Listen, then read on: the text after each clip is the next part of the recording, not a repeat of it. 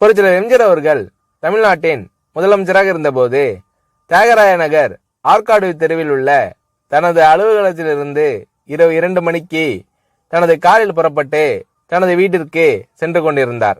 Car கிண்டி வழியாக சென்று கொண்டிருக்கும் போது ஒரு குழந்தையை தோளில் போட்டுக்கொண்டு ஒருவன் வேகமாக ஓடிக்கொண்டிருந்தான்.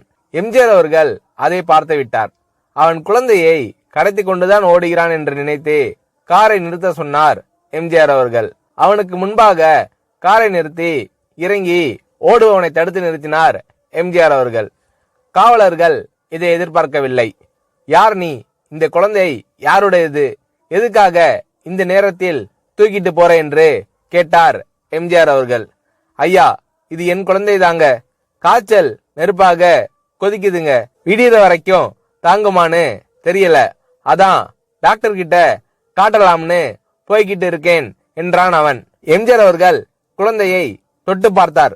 அவன் சொன்னது உண்மைதான். என் வண்டியில் ஏறு, டாக்டர் கிட்ட நானே அழைச்சிட்டு போறேன் என்றார் எம்ஜிஆர் அவர்கள். தலைவா என்று அவன் காலில் விழப்போனான். காவலர்கள் தடுத்து நிறுத்தினார்கள். அத்துடன், ஐயா, முதலமைச்சர் என்கின்ற முறையில் உங்களை பத்திரமாக வீடு கொண்டு போய் சேர்க்க வேண்டியது எங்கள் பொறுப்பு என்றனர் காவல்துறை அதிகாரிகள். ஒரு குழந்தை காய்ச்சலால் உயிருக்கு போராடி கொண்டிருக்கும் போது நான் வீட்டுக்கு போறதுதான் முக்கியமா?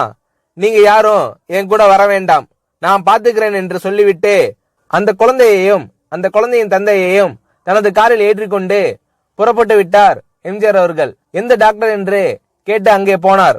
டாக்டரை எழுப்பி வைத்தியம் செய்தார் எம்ஜிஆர் அவர்கள். அதன் பிறகு குழந்தையின் தந்தை கையில் 10,000 ரூபாயை கொடுத்து போலீசார் வண்டியில் ஏற்றி அவர்கள் வீட்டுக்கு கொண்டு போய் விட்டுவிட்டு வாருங்கள் என்று அனுப்பி வைத்தார் எம்ஜிஆர் அவர்கள்.